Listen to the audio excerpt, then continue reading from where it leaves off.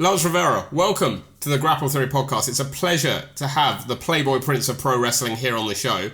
How is your Friday night going so far as we're recording this? Not too badly. I'm here. I'm having fun. We're here.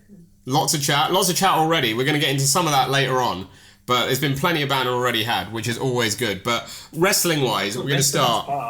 Yeah, exactly. To be fair, I don't think anyone's actually going to see the stuff that has actually been the good stuff. It's all downhill from here.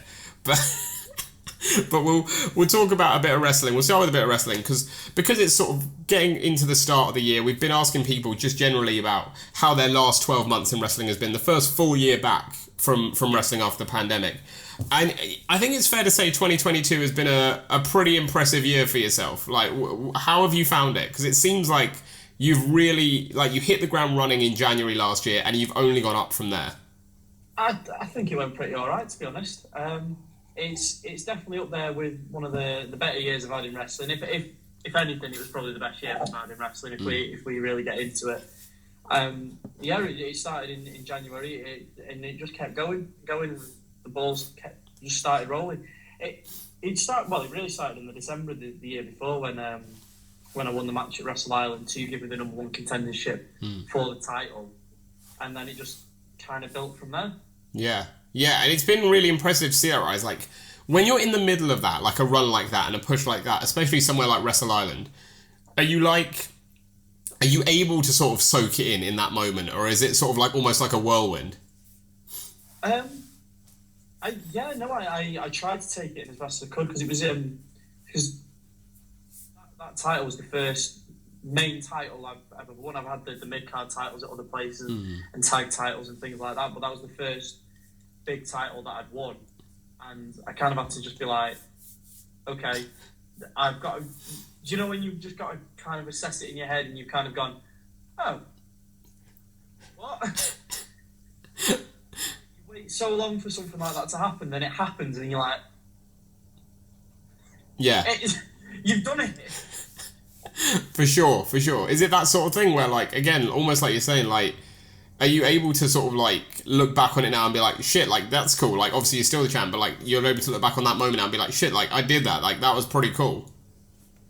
Yeah, I've been able to look back on it, especially because I had some of my friends came that aren't in wrestling. They came to watch because they enjoy wrestling. I play football away from wrestling, so I play football with them. And they came to watch, and the pictures they've got and the reactions that they've got as well too, because I won it the first time and then I lost it to Hustle. Then we had the rematch and I won it back. The first time, it was seeing everyone's reactions. It was because going into that match, I'd started to turn more toward being a face, but I was kind of the tweener. People started cheering me, but I was still the heel. I was still the bad guy, if that's how you want to put it, or whatever. So I was going into the match. It was meant to be against Warren, but unfortunately, obviously, as we all know, Warren got injured. So the crowd didn't know who I was going to be wrestling. Nobody knew where it was going, and obviously for it to be Joey Hayes as well, he's such a respected person in and around the Northwest scene and all over the country, was a big deal. And then obviously with the win, the way it worked, I ended up becoming the big face out of the match. The reaction to the crowd and the way everyone, there was people jumping up and everything, and then obviously to be able to celebrate the win with everyone, getting the crowd tagging hands, big change. Then for Hustle to come out, attack me, and obviously win the title off me, there was children crying. Yeah, and to just turn them like that, that was kind of the realization of we've really got something now. Yeah, it's gone from just being in like the big multi-man scramble matches that Wrestle Island are known for having all the big gimmick matches to, right, we've really got a story, and we've really got, obviously I've always believed in myself, and obviously I know that people will get behind me and people want to boo me or people want to cheer me, whatever they want to do, but to have it realised in that moment of everyone going, okay, here we go, and even the people in the back going, did you hear that? Like, because it's hard for you to really like gauge it at the time, because I knew it was loud, but when people are saying, oh yeah, I was sat in the room and I could still hear it. It was like, well, we've got to do something now. We've got to keep going with this and keep building and see where we go. For sure. And that's the thing I was going to ask, because, again, like, I live in London, so I don't have, like, the ability to go up to, like, Wrestle Island. And I've not actually been to a Wrestle Island show in person, but I always keep up with it, because they do great work over there, huge fans of theirs. But I don't get to see, in terms of the stories, you know, that full build of character sort of thing, as much as I'd like to up there. So, in terms of that, like, heel to face turn, was that a plan to always turn face, or was it more like you saw the crowd's reaction to you getting more towards the face and they were like, okay, let's roll with this? It was more of the latter, really, because I had been such a big heel for such a long time, because going into that, I'd never really worked anywhere for a significant long time as a babyface. So everyone knew the character was established around the area of working at Wrestle Island, TNT, the BWP, Britannia Wrestling in the north of Wales and around the northwest in multiple places. And they've always known me as the heel, as this, I'm your girlfriend's favourite wrestler, Playboy Prince, I'm better than you, and all the rest of it. And to come into Wrestle Island after I'd won contendership, it just started to build, but it was building before that. It kind of was just a natural thing, because, and I kind of credit it to being down selling merch and talking to people and being just being me and just getting amongst it, and people got to know me more and talking to me, and me pushing my merch on them and be like, here you are, buy a t-shirt because you obviously want it, because look at me, you can have my face on your chest, of course you're going to get loads of attention, come on. And just being down there working the crowd, and as it kept going, people started cheering. Like, before the actual big match, I was still the bad guy as I was. But I came out of my entrance and they were cheering me, and it was just, I was like, well, just roll with it. It is what it is. You don't need to we don't need to be like, I'm going to shake hands with face on the show and we're just gonna make sure we're not gonna Roman Reigns it. And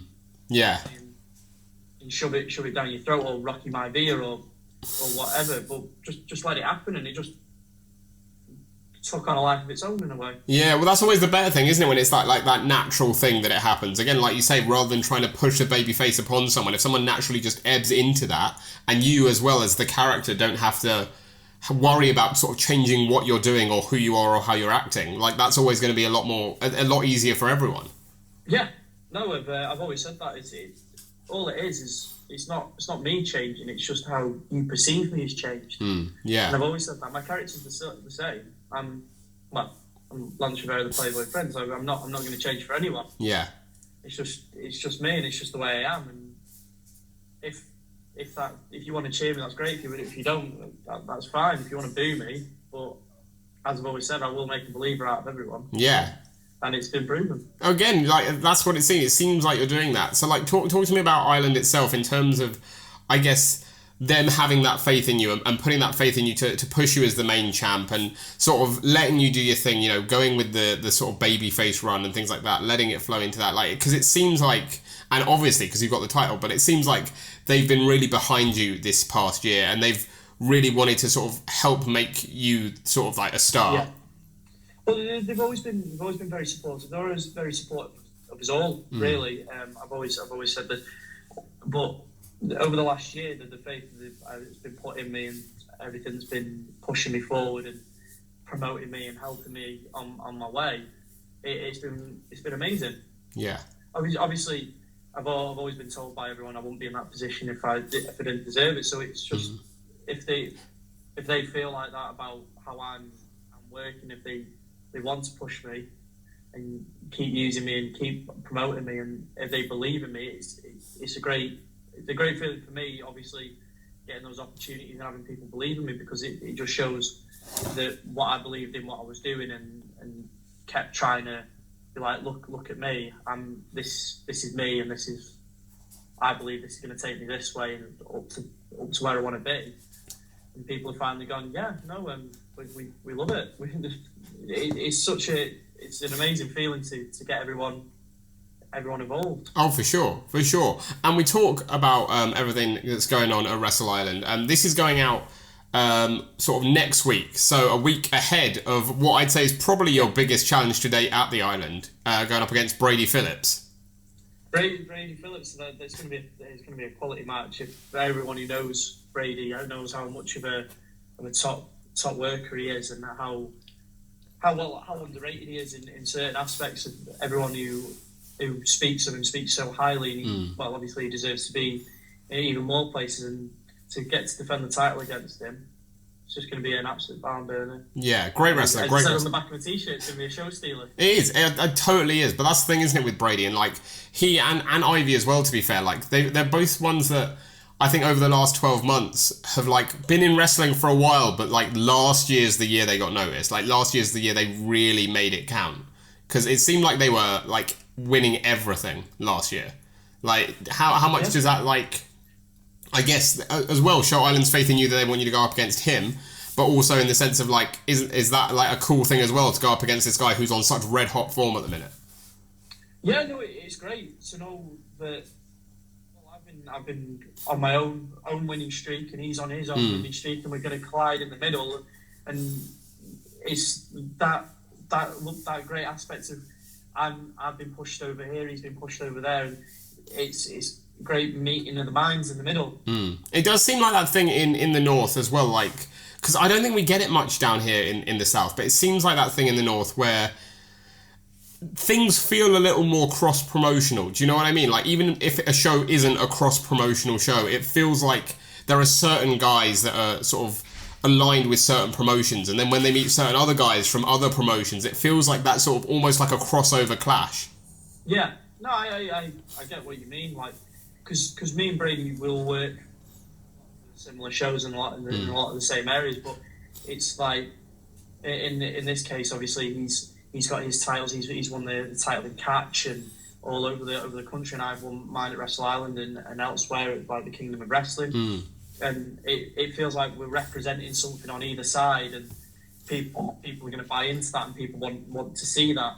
Yeah, for sure. Going to be a great match. Can't wait to see it. Big up for that one and for Wrestle Island, because they're doing great work as well. I mean, they've had a fantastic year, so like all dues to them. Like that's even I think it was right, wasn't it? Like, I mean, you'll be able to tell me better, but I'm pretty sure like even throughout all like the train chaos and stuff, they've still been selling out shows and everything, which is mental.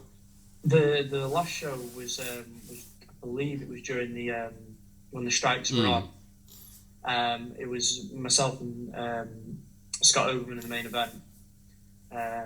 Obviously, Scott's been on Progress. He's been all around the country. He's been off in Europe as well, wrestling. So the show, even with the train strikes, was sold out. I think it was over 200 people in the room for the main event, and the room was buzzing for that. Yeah, no, it's really cool. They're doing great work. Big up them. And also for yourself, like, it seems like that sort of helped you again, sort of like make your name other places like TNT, where you're getting a really good run at the minute and like a good push over there. Like, how cool is that to be? Because again, like Wrestle Island and TNT, both like Liverpool promotions. But TNT, it seems like, again, over the last 12 months, it seems like TNT stopped being like the underground promotion in British wrestling and started becoming like one of the biggest promotions in the country. So how cool is it to again be featured there, and like them putting again that faith in you to be like, we want you on these shows? No, it's absolutely great. Obviously, taking notice because of the amazing shows they've put on. Like over the years, they've had people from Pentagon and Ray Phoenix there, and then obviously myself, Joseph Connors, who had been on obviously NXT UK. He's been on TV. He's been well. Everyone used to watch What Culture Wrestling and everything like that. And obviously, he's such a top star. He's been he's been all over the world, and he's been on there. I believe Zach Gibson's been on there, and obviously he's still on NXT now, and James Drake as well. And then people are starting to stand up and take notice and be like, do you know what? That's cool what they're doing over there. And then obviously to be part of that, getting to work people like Joseph Connors, and then obviously working shows with obviously other up and coming stars like Harley Hudson as well. We're getting to work with her at TNT. Yeah, and again, like let's pick up Harley for a minute as well, because along with yourself, the other main champ in Wrestle Island as well, what we were just talking about.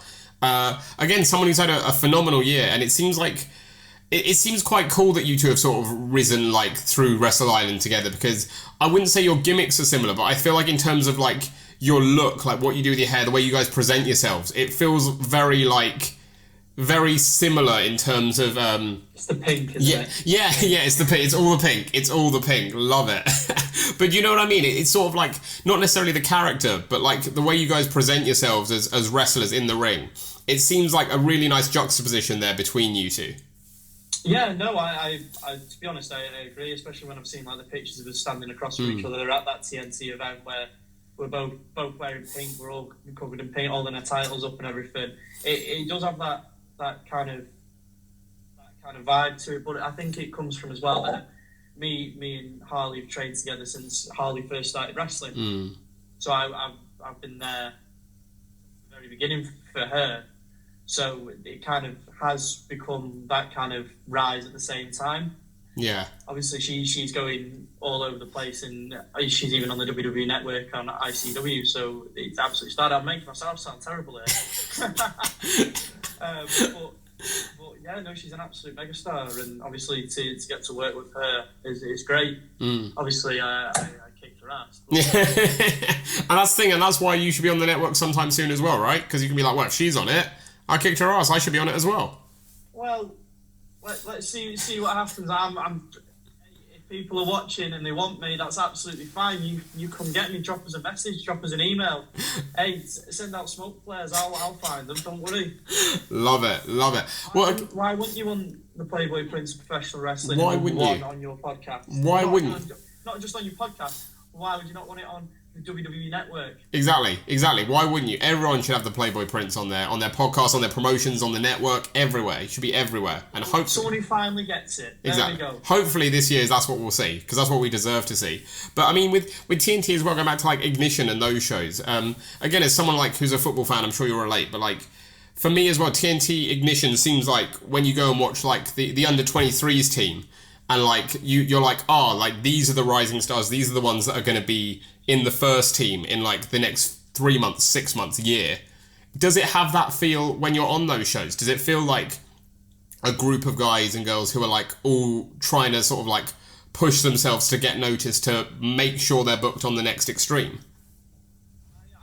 I do think that as well. Like obviously,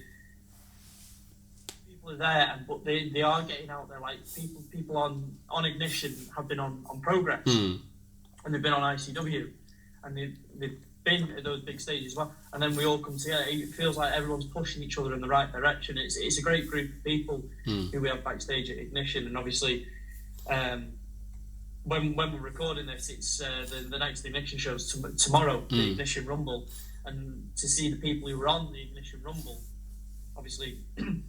We'll be looking back on it now when this goes out. I'm sorry, I'm dating it. Yeah, no, that's fine. The cardinal rules, but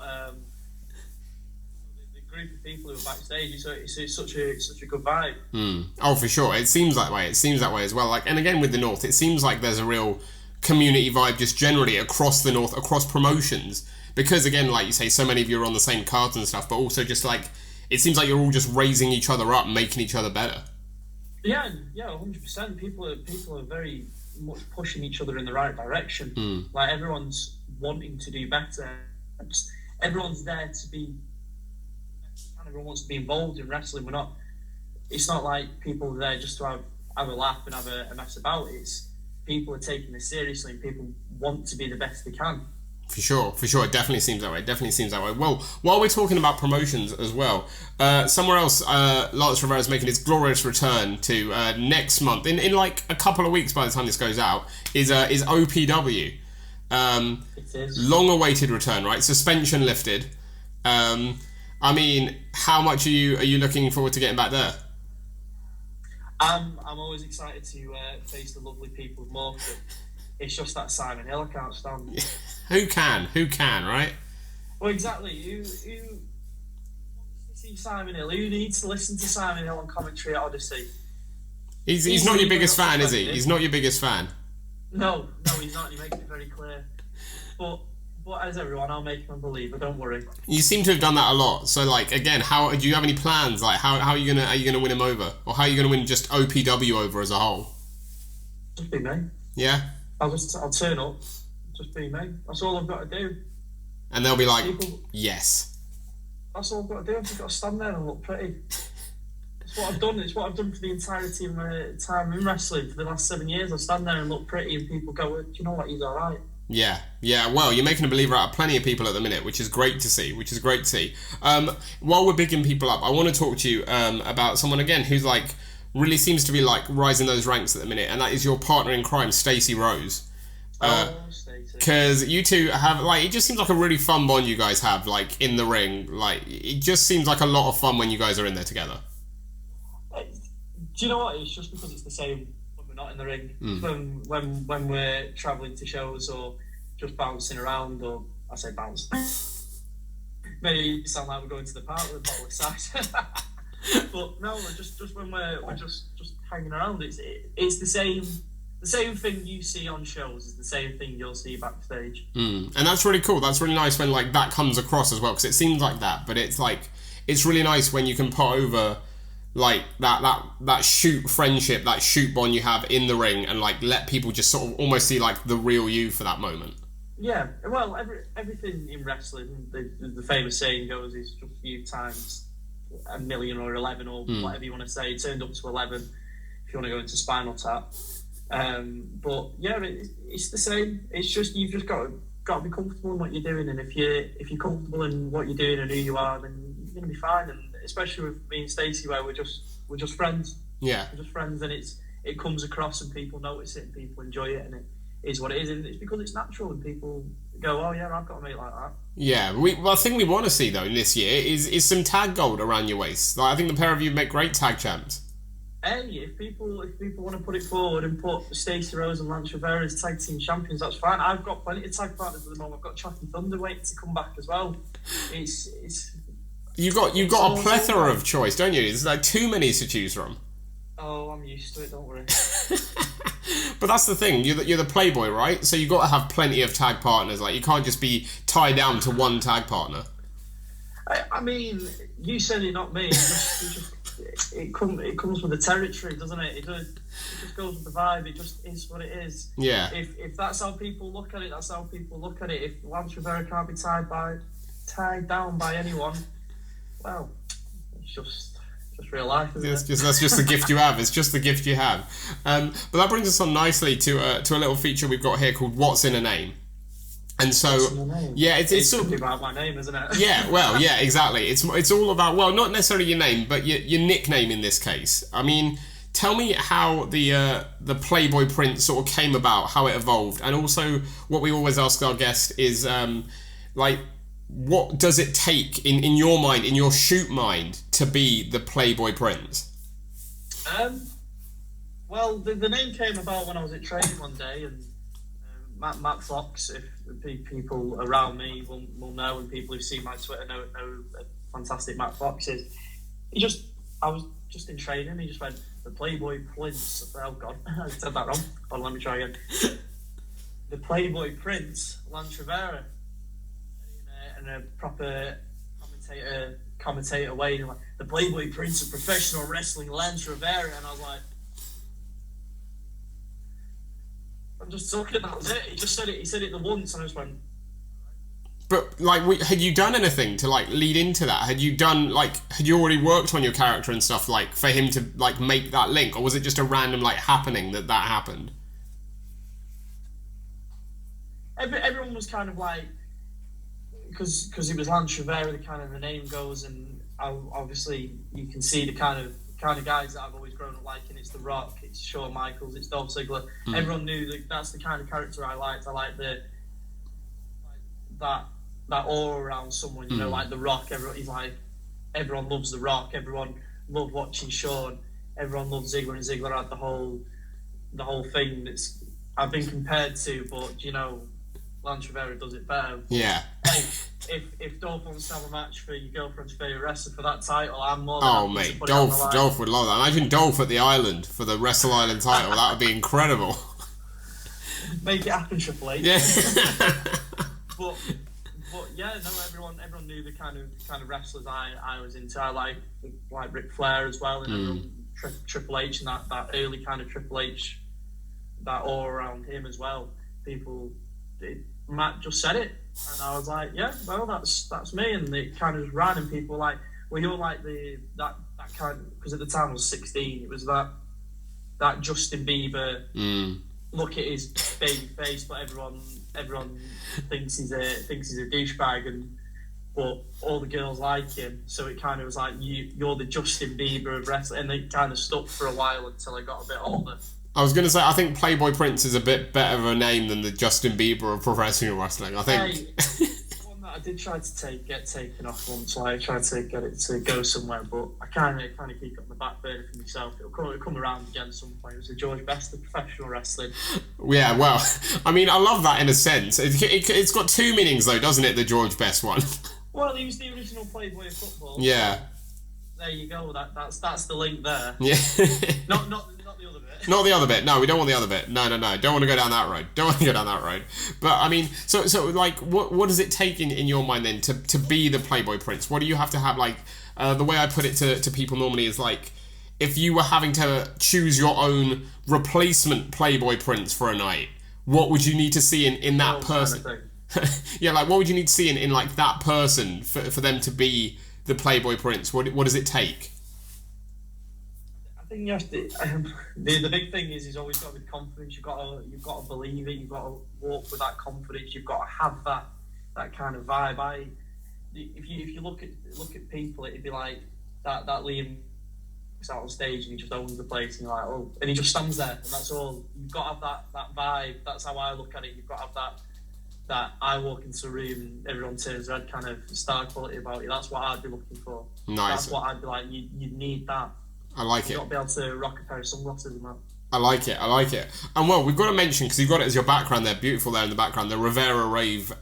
Yeah. I mean, talk to me about the Revera rave, like in terms of, obviously, Lance Revera, whenever you see him, is always a party. There's always going to be a party. Oh, yeah. But I mean, in terms of I'm going to ask you something a bit, it's a weird way of going about a very simple question, but let's say you've got to invite 5 people to the Revera rave. Who's worthy of a spot of being invited? Like, what kind of party is it going to be? Then, like, you need the right vibe. Who's going to be there? Right. So we've got 5. Right.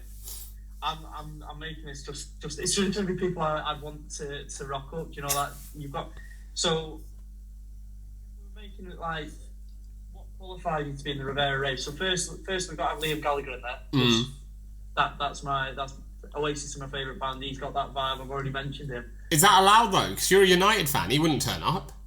I reckon he would. I reckon he'd be all right with it. He's mates with Bonehead. That's true. The guitarist, he supports United. Yeah. Here's a fact for you, if people didn't know, and I found this out because I was listening to something with Bonehead a long time ago. If you look on the mantelpiece of Definitely Maybe, there's a picture of Colin Bell. So he's the favourite City player. But if you look in the background, if you look a bit deeper in the background, I couldn't tell you what it is without looking at it. There's a picture of George Best. Is there? Oh, yeah, that's crazy. And it's because Bonehead supports United. Oh, I didn't know that. That is cool. That's a cool fact. I like that. It's it goes under the radar like massively, because I never even realised Bonehead was a United fan until he started tweeting about United winning. And I was like, what's this about? So I had a look about it, and I found an interview where he mentions it. Cause it's like the biggest like secret of the cover. There is a picture of George Best in there. Love that. I love that. I didn't know that. That's crazy cool. So we got Liam. Not Noel though. Not Noel. Noel doesn't. No, Noel's like not aged gracefully, like 5 from the 90s, not let it go, and Noel's kind of done. I'm bitter and angry at the world because Liam came late to doing his solo stuff and then got more popular than me, and I just fucking hate everything. Yeah. He hates fun.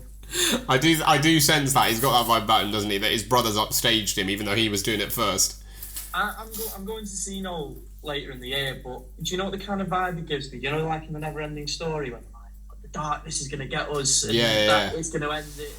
If the darkness, that's him, and he's just like creeping along. I love that.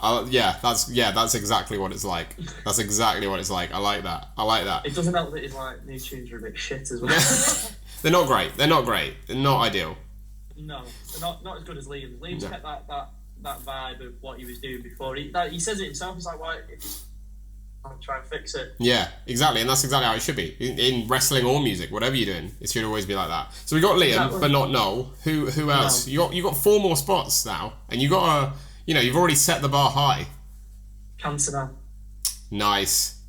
I was thinking. You're just inviting all the Manchester legends, basically. I was thinking Beckham or Ronaldo, but I thought Beckham's too he's too he's going to take you to a bar kind of thing. We're going for for a long night. We're having a good one. I think Beckham wants to go taste wine now. He's got a bit older. Maybe back in his young years he'd be up for it, but I think Cantona would just. I think Cantona would be fun, right? Ronaldo would just he's too health conscious, right? He'd just stand there and he wouldn't do it. So it wouldn't be any fun. He'd give the right vibe off. He'd send the message out properly. Look at Ronaldo. That's what you could be if you're a part of the Revera race. Yeah. But I think Cantona gives off the out there kind of vibe that you need to have. Liam's on that level. Yeah. I think Cantona would be the same. At the moment, I'm kind of just chilling here and I'm looking around going, holy shit, this is pretty cool, this. It's your age, but you don't even say anything the whole night because you're just too in awe of what's happening. Yeah, and I'm just chilling. I'm like, you guys go do it. You do your thing. And I'm just going to sit here and watch you do it. Love it. The pure selfishness of it. I want The Rock there. Yeah. Just because I want The Rock there. Nice. Can you imagine The Rock and Eric Cantona squaring up? That would be something. You know what? It would be like that picture. Have you ever seen the picture of David Beckham and Okada? Yeah. And then you're just how did that happen? Imagine The Rock and Cantona. And they just sat there together and he'd just say what is this? What's going on here? He wouldn't be able to understand anymore. No, he wouldn't. He would. Liam will have a too thick of a Mancunian accent. Cantona's speaking in a he's going in and out of talking French, and The Rock's kind of just ooh. Yeah. What is this? What have I been invited to here? So on that, I'm thinking 90 Sean as well, just because he'd never put out on a good time. Just you've got the wrestling ability there. Yeah. You go in for a good time, and I think my character, the Playboy Prince, professional wrestler, the Heartbreak Kid, Shawn Michaels, coming together. Oh yeah, like you say, it's got to be 90s Sean though, doesn't it? It can't be Born Again Sean, because that's again, you wouldn't get the fun out of that. It's got to be 90s Sean. It's got to be 90 Sean, because he's got to be that party boy lifestyle for the Revera rave. Yeah. So we got four. Who's coming fifth? Because I'm trying to think now. Who would be good for this? Who's gonna really give you that? Who's gonna lift this party over the edge? You don't want to go too far over the edge, otherwise you're not coming home. No, it's true. What about someone more local? What about a fellow wrestler, a fellow indie wrestler who can enjoy it with you? It'd have to be Christy Quinlan. Yeah. For the BGS. He just enjoy it. Because he supports Liverpool. He wouldn't be into Cantona being there, but Cantona's all right. He'll be with me. That's fine. Oh mate, everyone else. To be fair, I don't care about again. I'm as an outside observer. I don't care about the United Liverpool rivalry. No Liverpool fan, if they were at a party with Eric Cantona, would not go and say hello to Eric Cantona. You still would, because it's Eric fucking Cantona. It's Cantona. Of course you're gonna go. Shirt on my wall down there as well. Of course you are. Of course you're going over. Of course. I think that's a good list. I like it. A good rave there to be had by all. Well, we've spoken about the Playboy Prince a lot. Rock's going to be such a... He's going to stick out like a sore thumb, isn't he? He's just going to be doing tequila. I think he'd get into it. I think because he'd be promoting his Terramana tequila. Yeah. I think he'd just get into it. He'd do so much tequila, he'd just not know where he was. And then he'd leave and call his agent and be like, never take me there again. And I'm like, leave, come back! Don't leave! Love it. Brilliant. Just jump on his back. Please stay. It's funny. Love it. Well, we've spoken a lot about the Playboy Prince, but another feature we've got here is called Dishing the Dirt, and this is where you're going to dish the dirt on your fellow wrestlers. So, it's going to be a little bit of trouble, but there are some nice ones in there as well. It's not all bad. Okay. So, I'm going to give you some categories, basically, and you're going to let me know, and we're going to sort of help you narrow it down, because I know you're in a lot of dressing rooms and things like that. As the champion, we're going to centralise it specifically on the Wrestle Island dressing room. I feel like I'm on YouTube. That's basically what this is.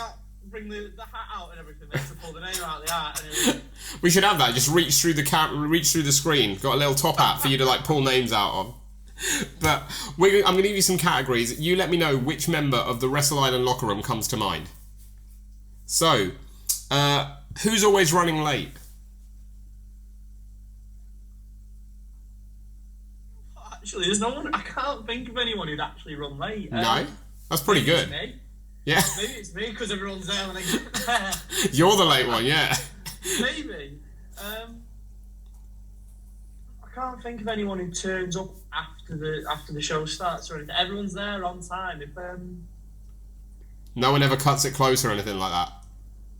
If anything, in times gone by, it might for the shows that I work in Stratford, it might be me. I would definitely because.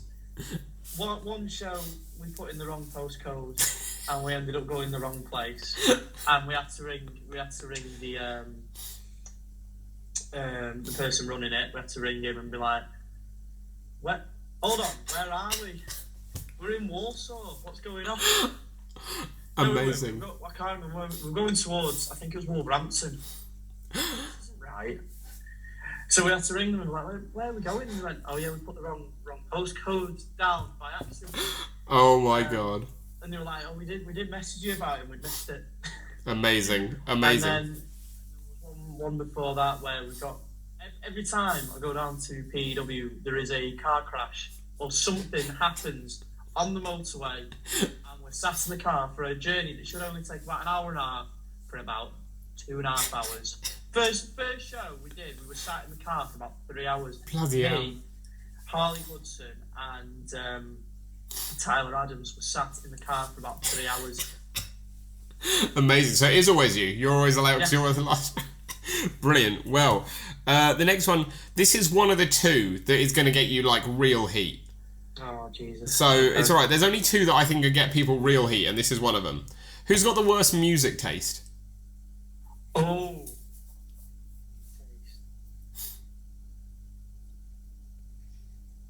Oh. And remember, this is all subjective. This is just in your opinion. Someone else might say something completely different, but it's all down to what music you're into, I guess. Me and Christy have like proper gone up for years about the music taste, and it's Stacey. Really? Yeah, we got to a point where Bluetooth in her car. We connected to my phone when we got in the car because we refused to listen to. Bear in mind, she does listen to some good tunes. I will give her that. The playlist she has put on in the past when me and Christy were in the car, it had Bastille on it on a sad playlist. Oh, that's. And we all looked at her and went. To a point where she just put Capital on, and I was like, "What are you doing?" Yeah, that's bad. There's no coming back from that. That's unforgivable. Sorry, Stacey, I've exposed you, but that is. I know her favourite band's Paramore. I don't even mind Paramore. I like Paramore. Paramore are good. Yeah, but the amount of times we got in the car and Paramore's not playing, she just puts the CD in now just to keep it quiet. Love that. Well, Stacey's been out in there entirely because again, Paramore's acceptable, but Bastille is absolutely not. Capital Radio. Anything they play is just unacceptable, just automatically. Love that. I love that. The next one is who's the comedian of the locker room? Who did I say made me laugh? Do you know what? Act 2 always make me laugh. Ireland and Jack Knudsen, they always make me laugh. They're good lads. Christy also always makes me laugh like well, if you've seen my socials, I hang around with him outside of wrestling, so he makes me proper cry with laughter sometimes. Nice. Casey Payne's funny. Yeah. Like, he tells some proper funny stories.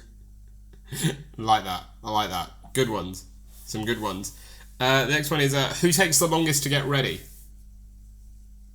Me. Yeah. No, not he. I've put myself in here twice, but I have to, because if I don't for this one, Anyone who listens to this who is backstage with me will rip me apart. Without you. Getting ready is not the problem. It's getting out. Getting ready to leave. Okay. I got tagged about 3 times in a post about people not being ready to leave a wrestling show. So it was a joke someone put up about people not being ready to leave. Separate people, I think, tagged me in it. And I was like... Definitely, it's not even... To be fair, though, my response was, well, that's what happens when you're in the main event, so... Yeah, I mean, that is a good response. That is a fair response to have. But again, like you said with the late one, you can't even disguise it if they've already outed you as that. The thing with being late, I'm not late. It's just that PW shows specifically. Otherwise, I'm fine. But that PW show, it's me and Harley. So we'll put Harley Hudson in the late one. We're getting ready because Harley's always with me for those PW shows. But we're always as a collective. So we're learning. There's just some sort of PW curse here, really, for you guys. Yes, and I will happily bring that to the management team and be like, "Hey guys, the amount of times we have to go, yeah, we're stuck in traffic, crash." It's ridiculous. It's just an automatic text now. I think they just expect it from us. Yeah, they just tell you like 2 hours earlier than you need to be there, so you're on time. They give us the call time, and I don't think I've ever met the call time. Love it, amazing. Never missed a match, but never had to have a match pushed back or anything. We just never meet the call time. Yeah. Love that. PW, you got to sort out. There's some sort of poltergeist haunting Lance and Harley here, trying to get to PW. Beautiful. Love it. The next one is who brings like the best food or snacks, like not in terms of necessarily to share, but like if someone brings in like their lunch or like some snacks and you look over and you're like, oh, that looks really good, I'd like that.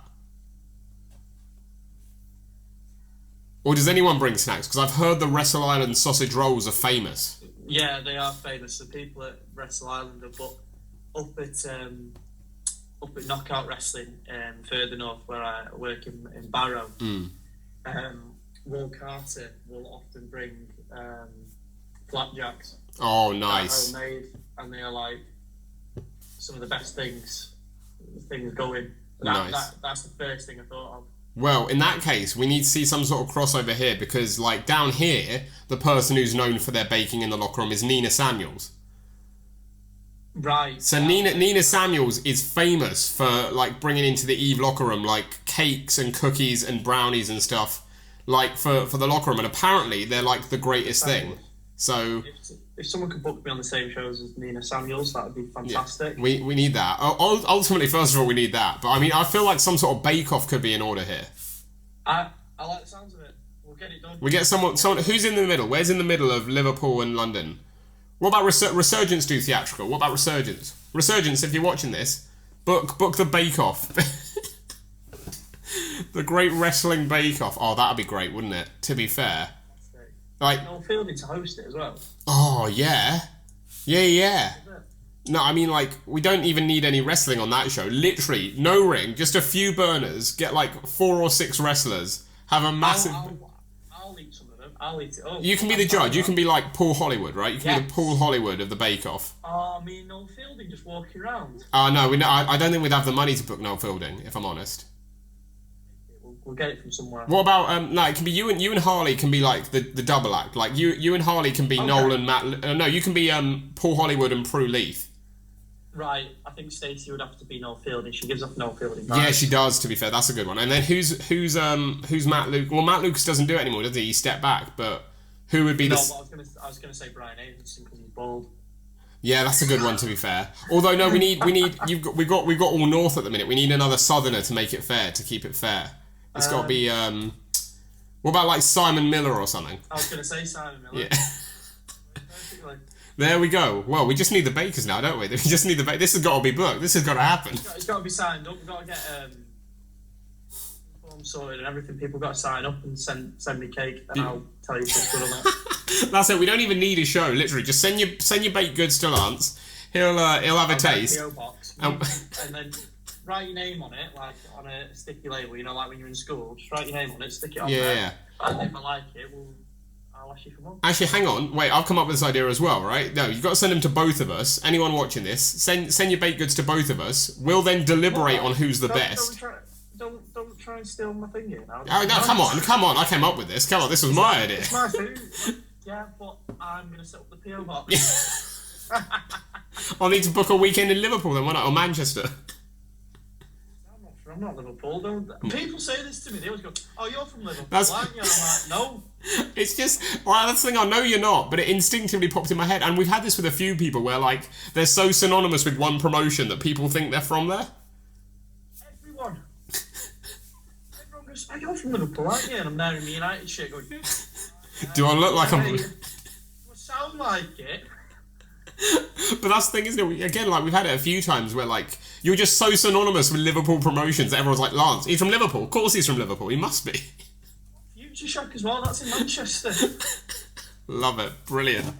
Well, yeah, get him sent to Manchester. Get him sent to London as well. We'll deliberate and we'll decide who wins the wrestling bake-off, because this has got to happen now. This has got to happen. And someone book Nina on the same show as Lance as well, because then he can try it. I just want baked goods. Yeah, that's all you need from a wrestling show. I was going to say fans bring me food, but then I was like... that could be a bit dodgy. You don't know... exactly. Yeah, you don't know how good they are at cooking. Okay, the next one, this is the other question that will get you real-life heat. Is it going to ask me who stinks? No. I'm going to ask you what about someone stinks. But... Is it the ring gear? No. Okay, so we've got ring gear next, but that's a positive one. The negative one, I'm talking in shoot. Like, this is in real life. Once you've left the locker room, who has the worst dress sense? Oh, who has the worst dress sense? There's got to be someone who leaves the locker room and you go like, "I cannot believe you're wearing that." Last time I saw Harry McKenny when he returned the last Wrestle Island show he did, I looked at him and I did say to myself, "What are you wearing?" There we go then. What was he wearing?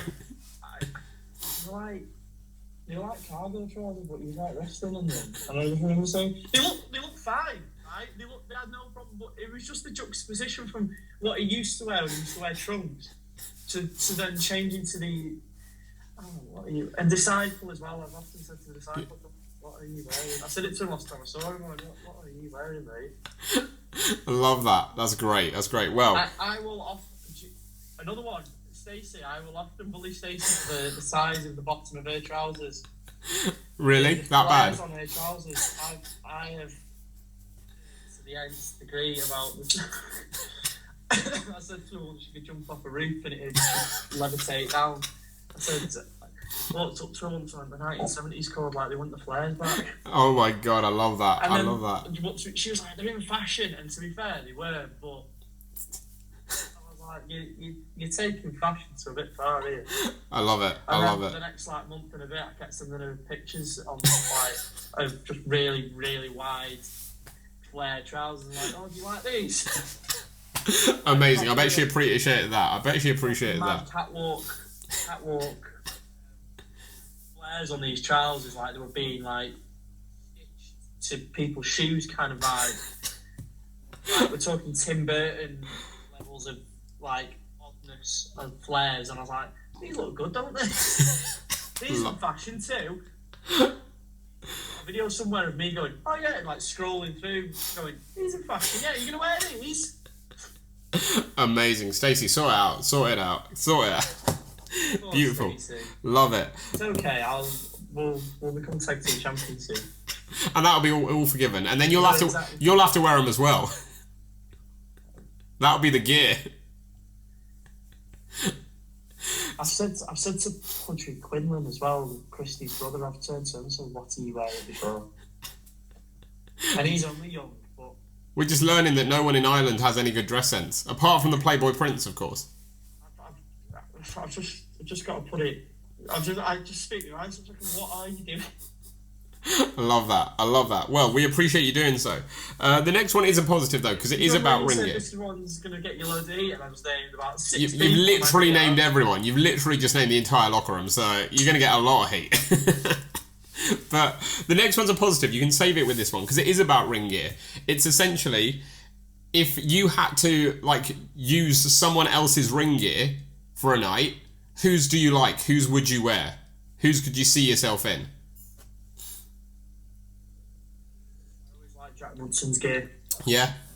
because it's all Paisley, and me and him are both like, we both like the brand Pretty Green, the one that Liam Gallagher used to own, and he's got a lot of gear inspired by that. So just off that, I'd be like, yeah, because I used to wear a Paisley jacket, like a sports jacket, zip up one, and his trunks look exactly the same. And I've always said, like, if I was going to nick anyone's gear, it'd be his. Nice. There you go. Already had the answer in the bag. I love it. Like, straight away, I didn't even have to think about it. Nah, that's good. I like it. The next one seems a bit counterproductive to ask to a wrestler, but who's the most competitive? Most competitive? Doesn't have to be necessarily just in the ring. Like, even if you're just, like, hanging out socially and you're, like, gaming or doing something like that. Like, is there someone who just can't stand losing? I fucking hate it, mate. Like, to put it bluntly, I fucking hate losing. But, like,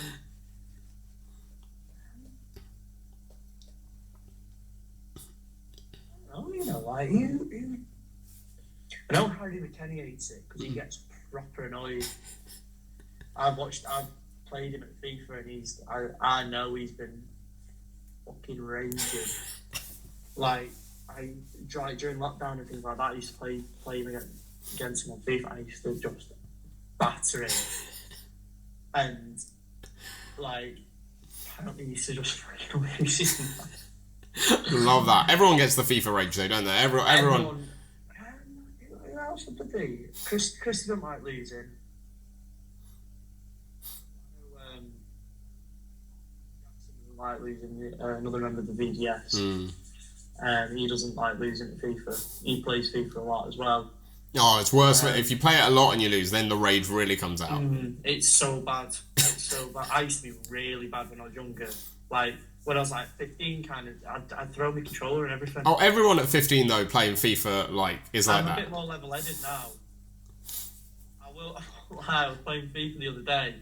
Someone scored, and I have a desk in front of me, and he scored. And I went, "Would you fuck off?" Punch in the desk. The FIFA rage never dies. You think it dies with age, but it doesn't die with age. Do you know what? It got to a point where I got to a point with FIFA where I just didn't play Ultimate Team as much, and I was just kind of. And then during lockdown, me and my friends started playing more and we started playing pro clubs together. I got playing Ultimate Team more again, and then we started playing five-a-side. And as soon as I started playing five-a-side, like, I kind of forgot how competitive I could really be, and it got to a point where I'm shouting at my own team, going, "What are you fucking doing?" Love it. And then. Well, because I used to have a season ticket at United before I started wrestling, so it went between the ages about 15 up until, so it went into while I was wrestling to about 17, 18 on the season ticket, and I used to rage a lot then. And then wrestling started getting a bit more busy after giving the season ticket. Then I didn't go as much, but I was going like sporadically, so I was going every week. And my tag partner Jack Sinclair, me and him went to a game. It was a game that finished 2-2. It was Burnley United finished 2-2. It was under Jose when United finished second. Lingard scored both goals and went 2-0 down. And he said to me, "If you had this much passion when we were tagging as you do right now, and you were this vocal, you'd be the loudest wrestler in the world. Like, no one would ignore you." And I remember that, and I did take it forward from there. But it was the first time I went to a United game together, because I used to go on my own, or I used to go with my mum, right, as well. So we've gone on a real tangent here, but no, it's fine. I love a tangent. So growing up, I used to go with my mum, and then as I got older, I started going on my own, because I got a season ticket on my own. Obviously the cost and everything, and obviously being 15 and still in school, like, it was, my mum was able to get it for me because she knew how much I loved going and everything. So growing up, I was going on my own, so I never really like contemplated in my head, like, because everyone was the same around me, like, because I sat in the Stretford end, so everyone was the same, like, going, "Oh, what are you doing?" Yeah. The referee, what's he doing? Like, how was that foul? Whatever, like, proper going for it, cheering, chanting, whatever.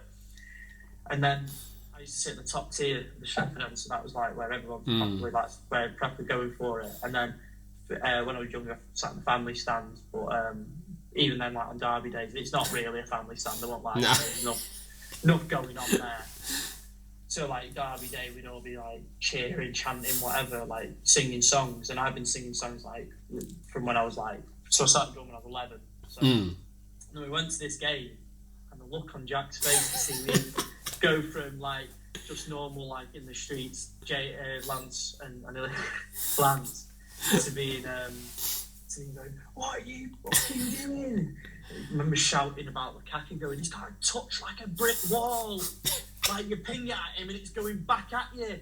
But if you send it in softly, you can control it. But he's like a brick wall. I was like, what is he doing? Like going, and he was like, oh, that's the thing, isn't it? Like someone doesn't really know the real you until they've seen you at football. Like, because nobody knows the real you. So you've seen someone, see a real person and really understand what they're like. And this is a fact of life. If they like football or any kind of competitive sport, wait until their team is losing an important game and it's very, very close. Oh, then, not even if it's far apart, but if it's far apart, you get the part of them where they just let it go and they're like, right. Yeah. It's happened. Happened to me against Atletico Madrid last season when second leg, they just kept going down, foul ball, putting the ball out. I gave up. The 6-3 in the derby this year, I was like, Jesus. Yeah. But the one game that I'll always say that really like showed how angry and frustrated and passionate I could be, and it was probably like the day that I properly lost my mind watching football. It was the day that I snapped. It was the day that United lost 2-0 to Liverpool at Anfield, the season Liverpool won the league, and it was because everyone built it up as this is City's last hope of anyone beating this team. Yeah.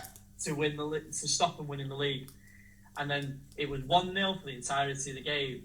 And United were kind of playing on the counter, but we had all these injuries, and there was no Bruno Fernandes because it was just before he signed. I think it was the week that he signed and he wasn't registered or whatever. And there were so many injuries, like Dan James was starting up front, and it was just a mess.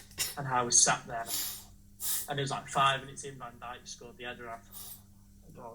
I thought we might get the equaliser, and the ball was in the box in the corner, like in the 90th minute. I thought, do you know what? If Lindelof or something just gets their head on it, just something, just to put it towards goal.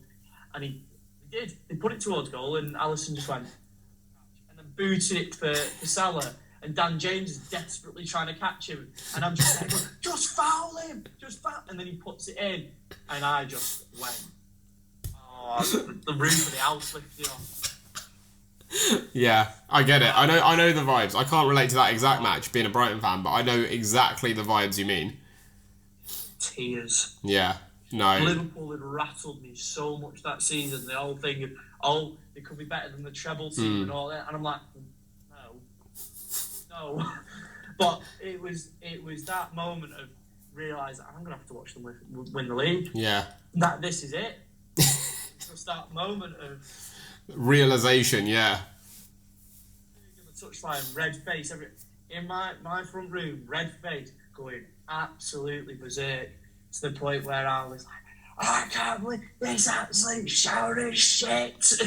Like swearing at the Oh TV. mate, I know the feeling. For me, the one is, and Roy Johnson will love this if he watches this because he's a Crystal Palace fan. But when Brighton played Palace in the Championship playoff semi-final in 2013, one of those years. Yeah. And we 13. That was when Palace came up. Yeah, so it would have been that. 13, yeah. 14, yeah, so it would have been that. It would have been that. We battered them 0-0 at Selhurst Park. We were all over them, couldn't get a goal. Absolutely battered them, couldn't get a goal. They came back to the Amex. We battered them for the first half of that game, and then the second half, Wilfred Zaha scores a counter-attack goal. And oh my God, it's just heartbreak. It's just anger and heartbreak and everything because you know you should be well away in that contest. Yeah. Oh, that was the season he came to United, wasn't it? Yeah. Alone, yeah. And like, oh mate, that so I know the feeling. I think any football fan has that moment, don't they? They know that one feeling that like you just lose your mind. If you want to see the opposite, like if you want to see someone at their happiest, it's also football. That's the weird thing, isn't it? It's like it's where you see someone at their best and their worst. It's where you really see that because it just brings out the tribalism in you. Yeah. Like that inner like. us versus them, that competitive nature, it just brings it all out, like the best and worst.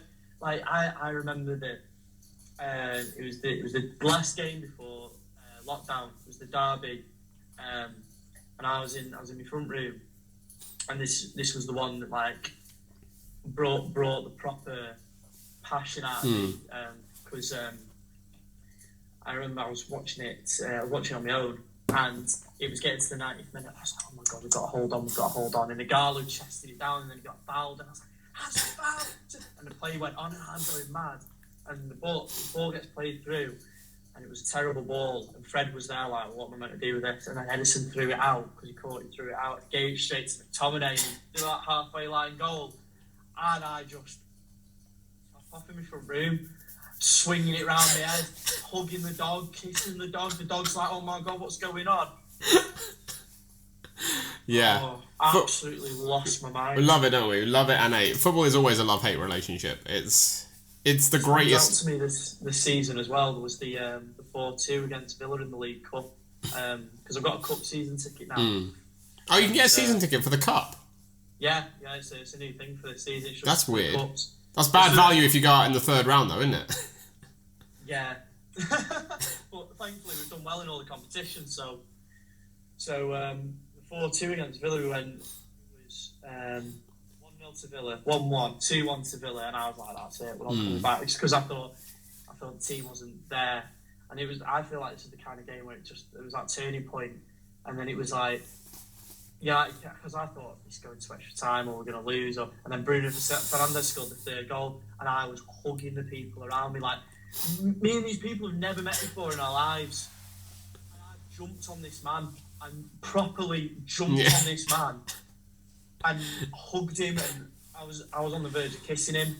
I had the same kind of experience at the League Cup final against Southampton, and Zlatan scored the last minute winner. It's one of my favourite stories I've ever got in football. Yeah. Right, I've got to tell this now. Now we're on this tangent. I know what you're trying to get off it, but I love a tangent, especially football. This is one of my favourite stories I've ever got for a football game. Go on. So I've got my ticket for the League Cup final, and it's the first time I've been to Wembley, and I was going on my own. I was 17, I think, at the time. Right. Going on my own, going down on a coach. So we're all in there. I at the time was used to standing up in the Stretford Amphitheatre for the full 90. So you sit down at half time, you go get a drink or whatever. But at Wembley, you're meant to sit down. That's what the stewards are like. They all want you to sit down at Wembley. The seats are very close together. Yeah. So a few of us, because the seats are so close, and I'm 6'1" myself, and the seat was like touching my knees. So I'm there like cramped up. And the steward keeps walking past because I'm having to put my leg out because my knee was getting sore, and the steward's like, put your leg in, you're going to trip someone, and all the rest of it. And I was like, right, okay. So these lads are just, do you know what, fuck it, I'm going to stand up. So a few of us stood up. The steward comes past, he goes, got to sit down. So I was like, sit back down. These lads aren't sitting. I'm like, why do I have to sit down? So they start walking in the row, like, sit down. This fella, big, brutal man, massive, bald head. He's like, just fucking move, just move. I can't see. I stood in the rows in the aisle. He's going, just fucking move. So he's proper.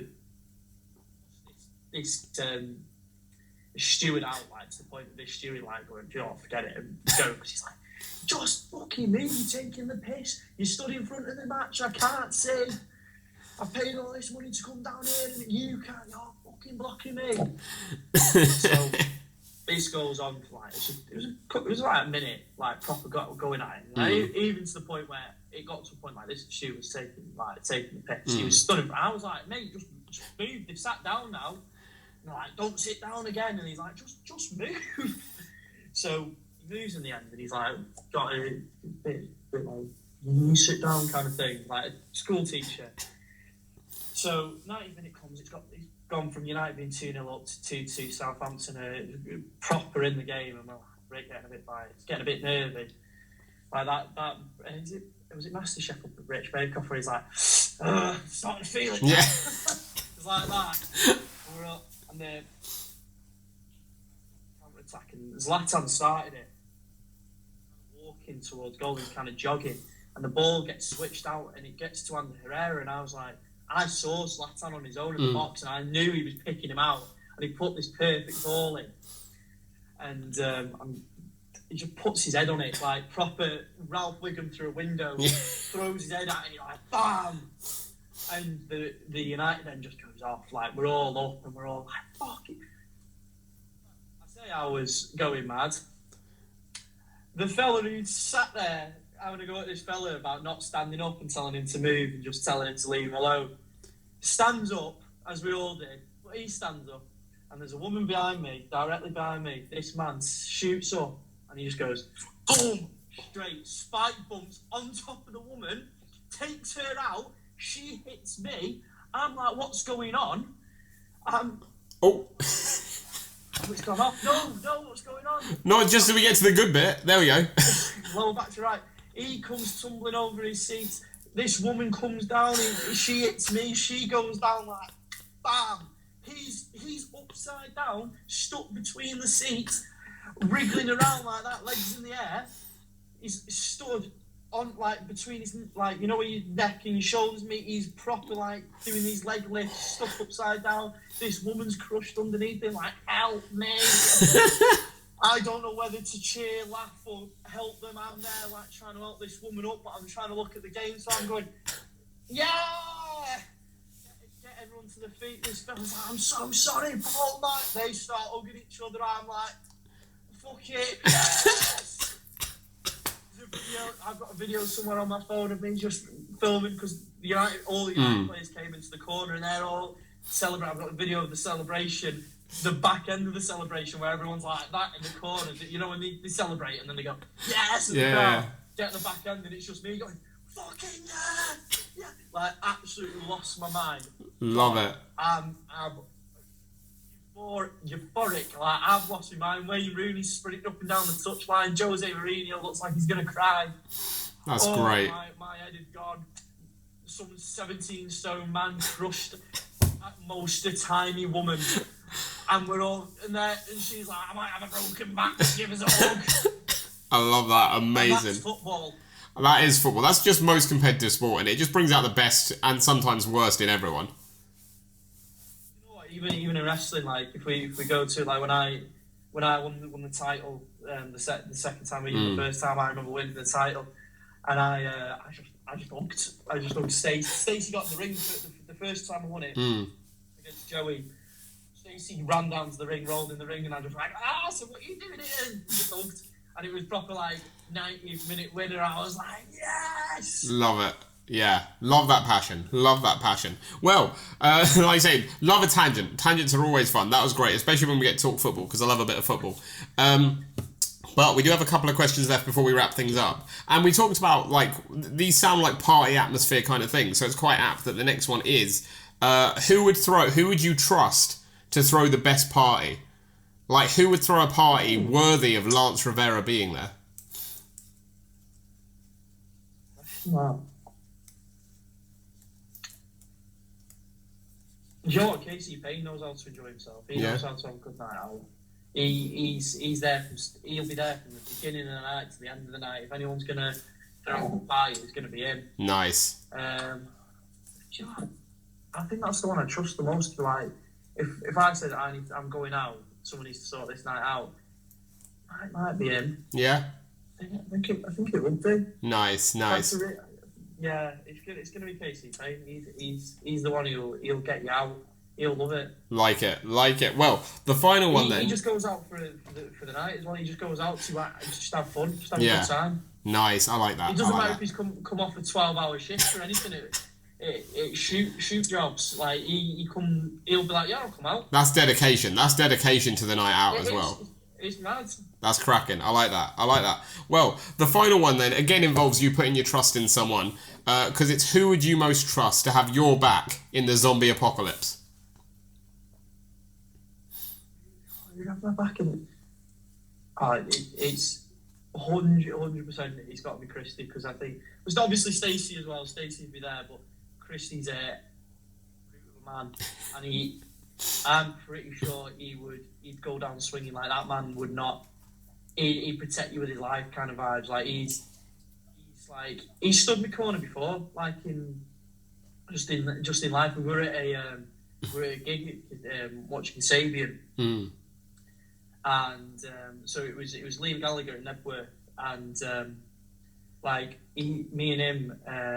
Oh no, it wasn't this one. Sorry, it was the first time we saw him. I tell a lie. So it was the first time we saw Kasabian in Liverpool, and these two big men just decided they didn't like each other, but they were right behind me and him. Right. And they started like grappling each other, and me and him both looked at each other and were like, "Do something here," and they bashed into us, and we were like, "Right." So we both had each other then, and there was times at Nebworth when we saw Kasabian, it was like Kasabian. It was a good.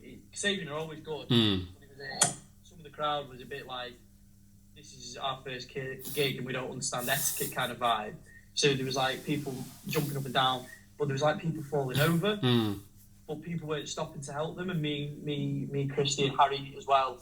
We were all like having to pick people up. So I know that Christy, like, if me and Christy had to do something like that, I know that he's that was very zombie apocalypse, if anything. Yeah. That's why I was like, when you said it, I was like, Christy. And Harry, and well, I know Stacey would as well, but like I know a lot of people will, but he's built for it. Yeah, like, yeah. He can clear. Casey Payne as well. He can clear. He's a massive man. But I just know that I've done it with. I've had to do things like that with Chris. Like people jumping towards you, but you're like, no, move out of the way. Yeah, you've been through it already, so you know. Yeah. You got the experience. In those horrible, sweaty environments of a gig, like. Yeah. I know he's gonna pull me to my feet if I need him to, like that. So when I was like, he's done it before, and I was like, yeah, okay, he's Love it. Back there when I've fallen over. Love it. Big up, Christy. Broken, and then this big beardy angel came and went, whoom, right, and I was like, oh my god, hi. Love it. Big up, Christy. Big up, Christy. Well, Lance Revera, thank you so much for coming on the Grapple Theory podcast. It's been an absolute pleasure having you here. I hope you've enjoyed it. A good time. I hope I haven't gone too much of a No, you haven't. We love a good tangent here. It's always fun. But I'm just taking it in a proper left direction. Like they're not. Like I feel like everyone comes on here and just goes, "Yeah, we'll talk about wrestling," but I just kind of just go on tangent to talk about. Oh no! We talk about far more than just wrestling here. That's the thing we love about the podcast is that there's always tangents going off like this and that, and that's what like I wanted when I started this. It's about telling the stories that aren't just wrestling stories, right? You want to know, like... It's about people, isn't it? Exactly. And that's what we love here. So I love a tangent, always. But we always end with giving our guest one final bit of promo time. So, 2023's just started. We've still got, at the time this goes out, basically 11 months of wrestling ahead of us. So, for those next 11 months, if you're at Wrestle Island or TNT or Future Shock or anywhere else in the country, and someone sees you on a poster or on Twitter or whatever, and they want to come down and check you out, why is Lance Revera, the Playboy Prince of pro wrestling, going to steal the show? Lance Revera's going to steal the show easily. Every time I step in the ring, I command an audience. I am the show. I am number one. I'm the Playboy Prince of professional wrestling for a reason.